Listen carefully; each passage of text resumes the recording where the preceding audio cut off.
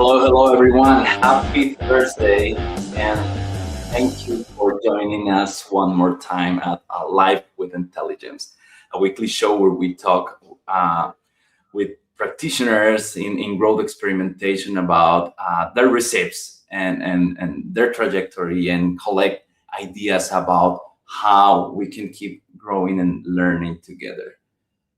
Today, I'm super excited because I'm joined by my friend Luka Nikolić. Is it the right way to pronounce it? It's Who Nikolić, yeah. I've been Very close. awesome. I've been connected with for like many years. Like many people in the space knows Luka because like he's basically everywhere on LinkedIn. So super excited to have him on the show today and deep dive into a topic that I'm really kind of like curious, but also like probably aligned with, which is experimenting beyond local maxima. So without further ado, Luka, please go ahead, introduce yourself. Tell us a bit of your trajectory, how you ended up uh, running experimentation programs for a living. Thank you. Thank you for having me. It's great to be here.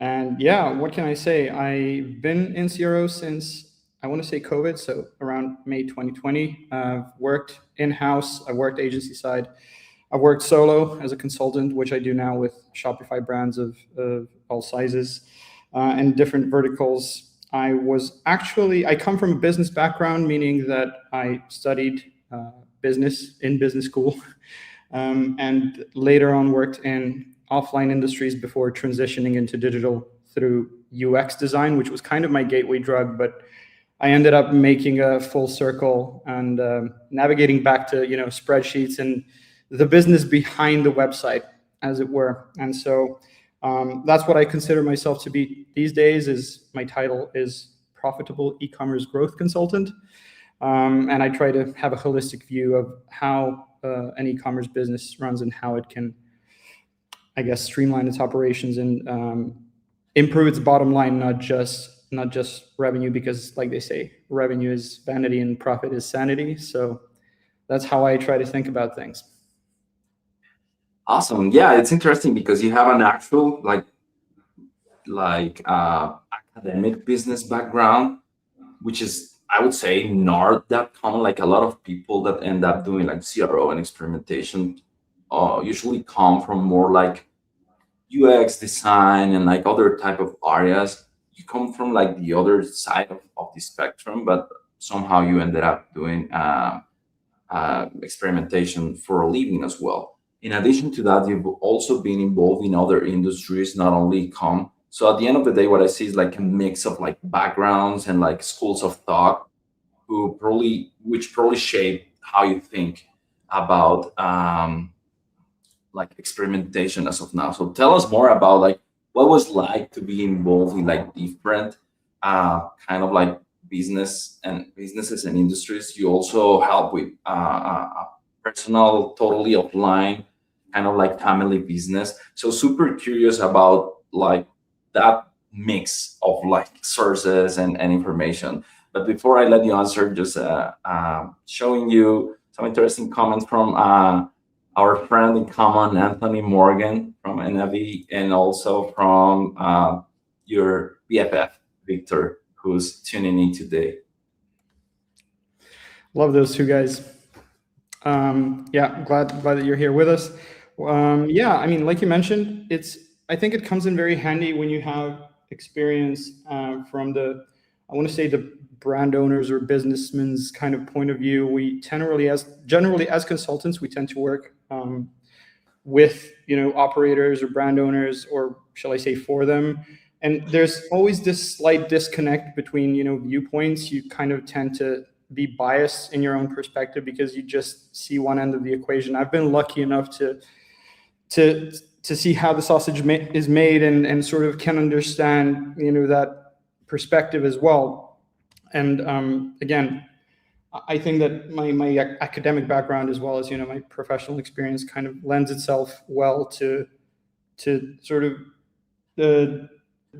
having that two-way conversation with with my clients and understand where they're coming from too. And I think that for a lot of brands, especially in 2026, there's this, I want to say that they've been burned by, working with practitioners who don't necessarily have their best interests in mind, but that's because they don't really understand them. And I think that my differentiator is that, like I said, I know how things also work behind the scenes. And I'd say that over the years, I've found myself coming back to some of those foundational concepts that I, studied at university, like balance sheets, P&L statements, cash flows, payback periods, and whatnot. And I think that's sorely lacking in today's CRO landscape, I want to say, or e-commerce growth landscape, because there's a lot of advice being shared and pushed around, but it's not necessarily all equally valid or valuable. And that's because if you ask me, most truly valuable advice stems from first principles and fundamentals. And that's what, we're here to talk about today, is the unsexy stuff that makes a business grow in the long run without shooting itself in the foot. And I consciously, picked the term experimenting beyond local maxima, because I find that most CRO is myopic in a way, in that like it's missing the forest from the trees, and we're pushing pixels around and like doing a lot of things, testing a lot of stuff. What Craig Sullivan, the CRO legend, would say, I think his term is something like burning rubber in the car park of user experience or something like that. So you're just drifting around and there's noise, but not really much coming out of it. Whereas there are these, let's say, less flashy activities that really move the needle for a business. And ultimately, that's what your goal is, whether you're working in-house or for a client. You need to make sure that their business is growing in a healthy and profitable way, rather than just kind of growing at all costs. And yeah, I think that's where innovation comes in, is you need to be kind of shooting for bigger goals, not necessarily just tweaking, pixels here and there. But again, that's not necessarily, people generally think in terms of big swings and full page redesigns. That's not what I mean by innovation and global maxima, right? You want to innovate your business model. You want to test adding new products, entering new geographies, but it can also be, you can also innovate on a lower level, meaning, with what the website real estate that you've got. Like an example that I like to give, and it's something that I've actually learned from Anthony, so thanks. Who gave us a shout out, is like product discovery, top of funnel activities versus checkout optimization, which is more like towards the bottom, right?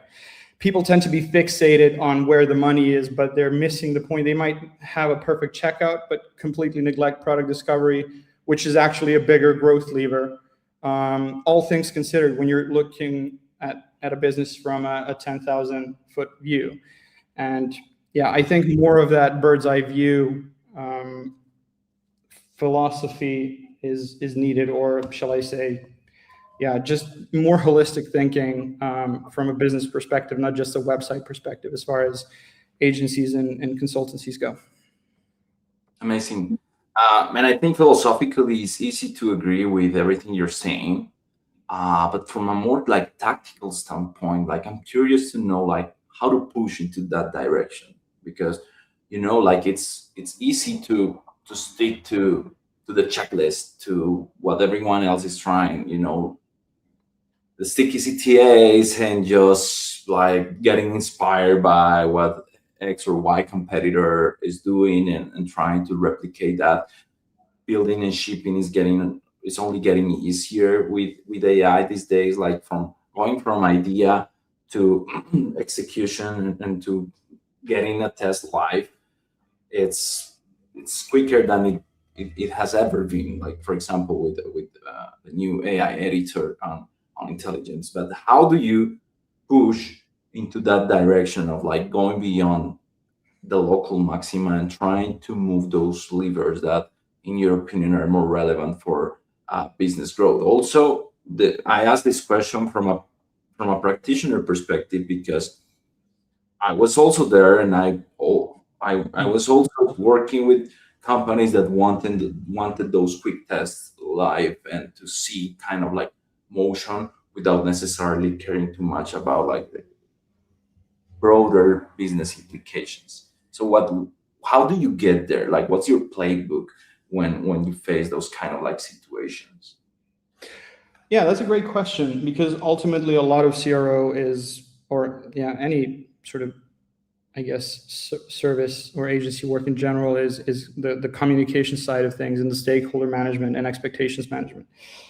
And I certainly think that, presenting an insight is, I think, the first step towards buying trust on the other party's side.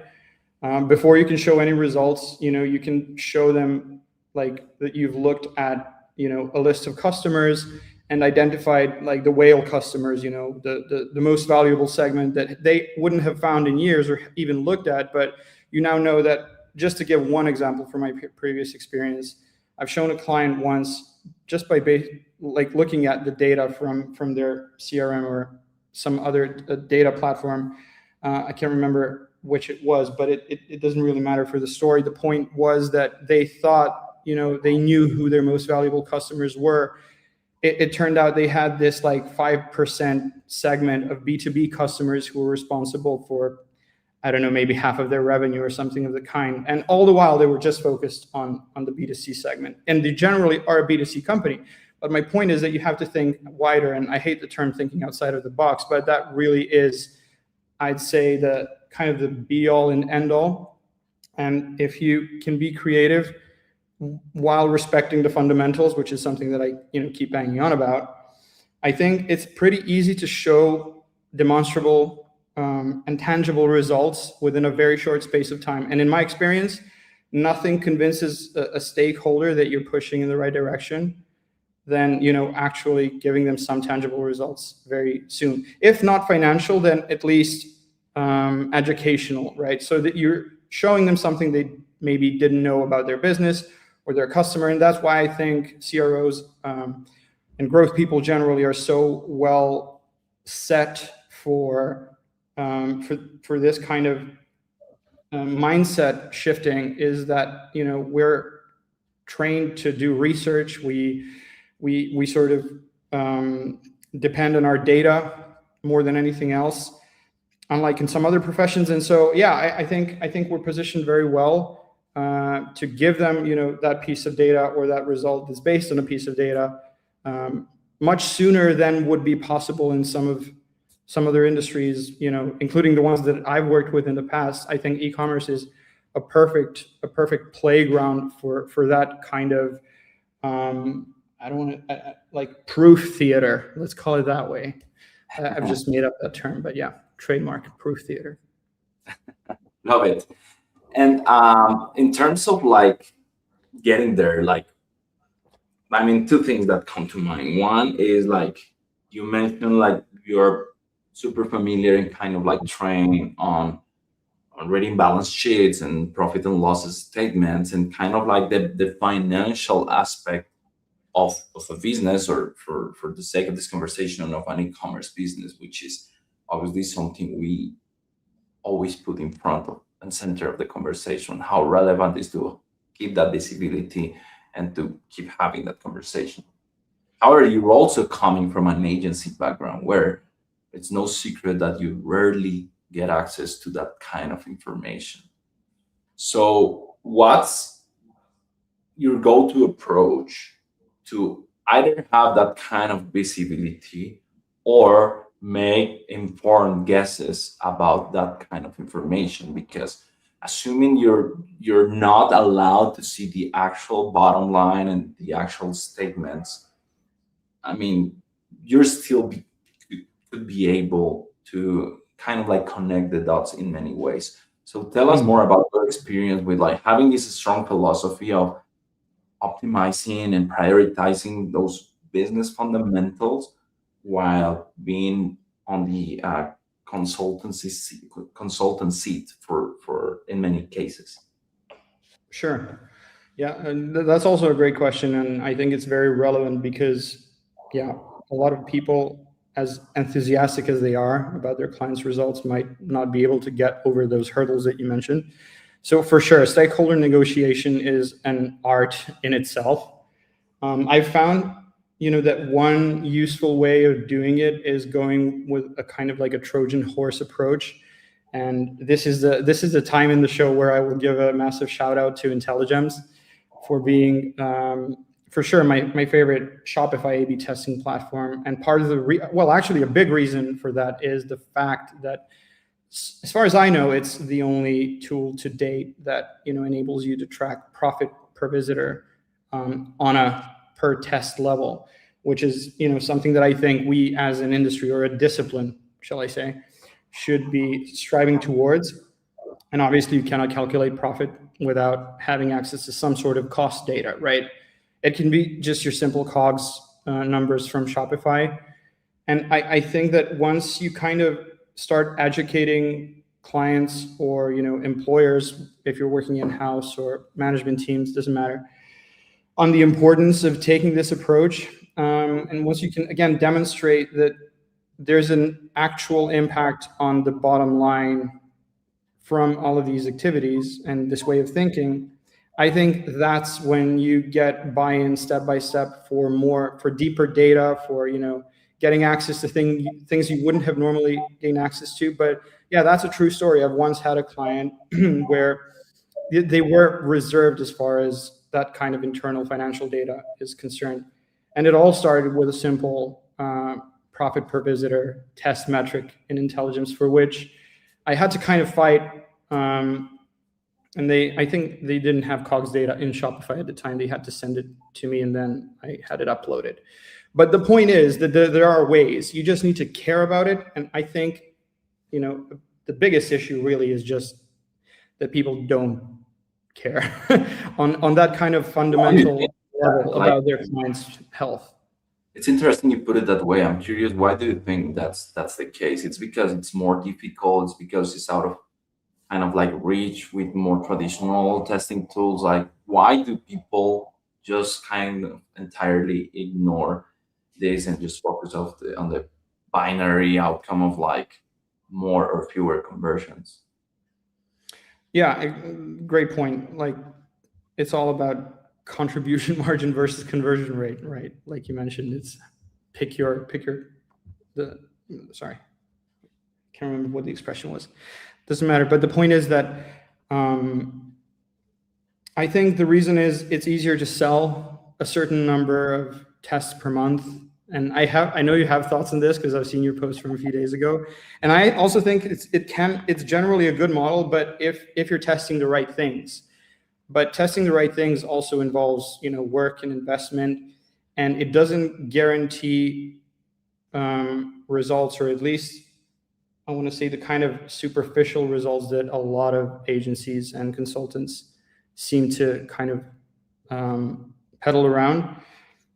Because if you're tweaking pixels nonstop, then you've got a solid chance of finding a winner, once in a blue moon. And if the client's not interested or educated, which, I find like that generally speaking, brands aren't always super in the weeds or in, following on what their service provider is doing, then you can keep that retainer going for months, sometimes even years, and no one notices a thing. They've spent a whole lot of money, and you haven't really delivered anything meaningful as a result. And so, yeah, to your point and to your question, it's definitely more difficult and it's more rigorous, and it requires more upfront work and more genuine understanding of how a business works.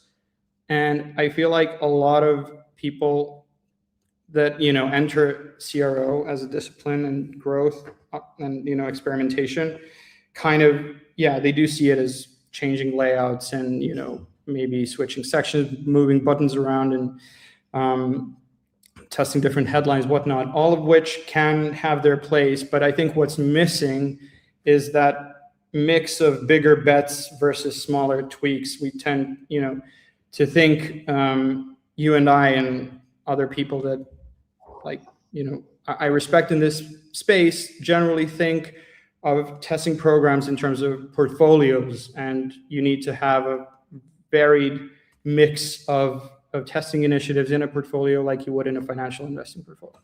And yeah, for sure, part of it needs to be devoted to these, bigger swings, for lack of a better term.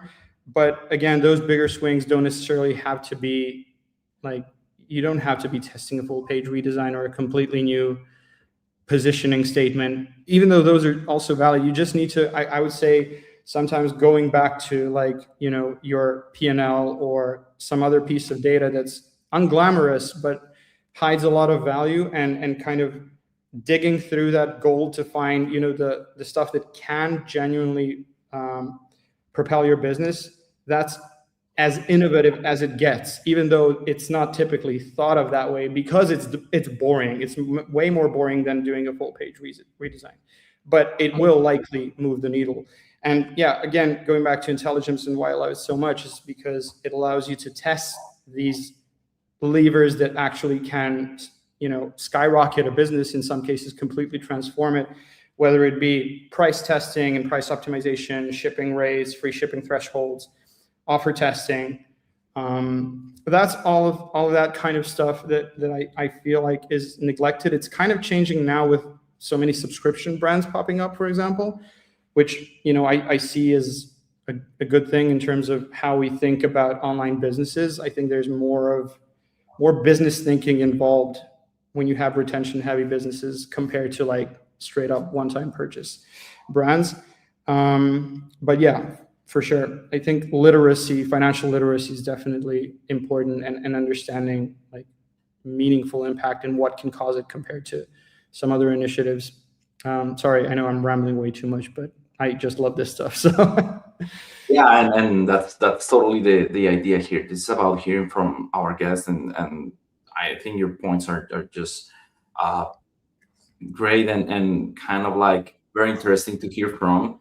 I'm just curious about, as I said before, like kind of like how do we get more tactical into this? Like, what are the types of experiments that break out the local maxima? Like, what are some easy examples of like, hey, try this, try that, and obviously this could be super arbitrary, because this will vary for every single business product type, model, if it's like more focused on subscriptions versus one-time purchases, etc. But I'm curious about like those type of experiments that, because like you have an interesting point of that I think might sound like counterintuitive, if not contradictory from the superficial level, which is that you're all in for testing like things that are more likely to move your unit economics, but at the same time you're saying that those kind of like moonshots don't have to be like super complex, or like don't have to involve like a redesign and so on. So tell us just a bit about like the more kind of like tactical way to execute on these principles of like, hey, let's try to move the needle without going crazy on any given direction. sure. Yeah, that's a valid call out, I want to say, because bridging the gap between like, testing something big and even understanding what should we test that's big in the first place is kind of, it's a challenge. And I think this is where I put my old school CRO hat on and say it all depends on the research. And it doesn't matter what kind of research we're talking about, because it can be financial, it can be your Shopify data, unfrequently bought together items, and new bundling strategies that can legitimately alter your product portfolio and completely redefine your business model. It can be, introducing a subscription model in case you haven't had one, and you figure out that you have a lot of loyal customers, and high repeat purchase rates. It can be, in one case, it can also be qualitative research. For example, I was doing user testing for a brand once who had like a digital add-on in their cart section, and the name of that digital product was very, let's say, it was phrased in a way that was like very confusing, basically, to the end user. And so upon doing some usability testing and customer interviews, I discovered that all that needs to be done, to gain some meaningful uplift from that section of the site is to tweak the phrasing and literally just reword that tiny portion of the cart where that digital add-on is mentioned. And that resulted in, I want to say, I can't remember what the revenue per visitor impact was, but it was like a statistically confident uplift of 14-15% or something crazy that was unexpected. That's literally a result of changing a few words. But the point is that you need to know what to change and what those words are and what's causing the friction and the issue. So that would be a good example of how you get to a meaning from meaningful insight to like I want to say a bigger swing, even though it's technically not in some ways, but it's a good demonstration nonetheless. Also, finding out that you're not serving X target segment, but actually people from this Y target market segment are your real customers, and then switching up your entire positioning around that. Why is that a big swing? Because it's applicable across the entire customer journey. It's not, you can test it in your ads, in your email flows, it's journey wide, and as such, the leverage is much higher and the potential impact too. Again, and it's all a matter of, maybe switching up a few words, but you need to know exactly who it is you're serving and what they're getting out of it. And that takes time and work and research. And that's where we come back to why people don't do it as much. Is yes, it requires more effort. It looks easier. It looks easy on the surface, but in order to achieve those results, you have to put in the hours, and not everyone wants to do that. So something we do sometimes is to kind of like wrap up the conversation by going back to the root of the topic and Sure. kind of like getting to some kind of like TLDR from the conversation. So if we were to put it in short, after having given us all this context, what's the right way to experiment beyond the local Maxima? Look at things you haven't looked at in a while because you're dreading to, because they're boring and unflashy. And whether it be your bloated Shopify app stack, or payment gateways, or supplier terms, or return rates, or any of that other stuff that you'd rather not do because there's this new AI tool that's just come out, I would say leave the AI tool to the side for a few hours at least. Try having a look at some of those boring spreadsheets, and you'll probably be amazed at what you can find out. Amazing. Luka, thank you so much for your time and for sharing some of your vast knowledge on these topics. I promised you that we would feel like just going over like for a while. But at the same time, I'm opinionated about like keeping this show short and sweet, Sure. and under 30 minutes more specifically. So we'll definitely have to, I guess, regroup in the future to continue going into this conversation. Thanks for joining us today, and yeah, just give any final remark that you want before we just wrap up for today. Yeah, thanks so much for having me. It was a blast. Love talking to you and love your content. Love Intelligems. Keep using Intelligems, everyone. If you haven't so far, give them a shot. I'm genuinely saying this because I love the tool, I love the team, and yeah, if you're on Shopify, you owe it to yourself to give them a shot. So yeah, keep looking at those spreadsheets, testing in Intelligems, and yeah, have a great week, everyone. Thank you, and thanks everyone for tuning in today. Remember, just last reminder, we'll have a webinar next week with a really hot topic, which is if on-site testing can tank paid performance. It's going to be a great panel with people that disagree on the topic. We're not looking to just kind of like dictate any kind of narrative. We don't promise a final verdict, so it's going to be a hot one. So yeah, we'll see each other next week in the webinar, and then every Thursday at 11 a.m. Eastern time. Thank you so much. See you next time.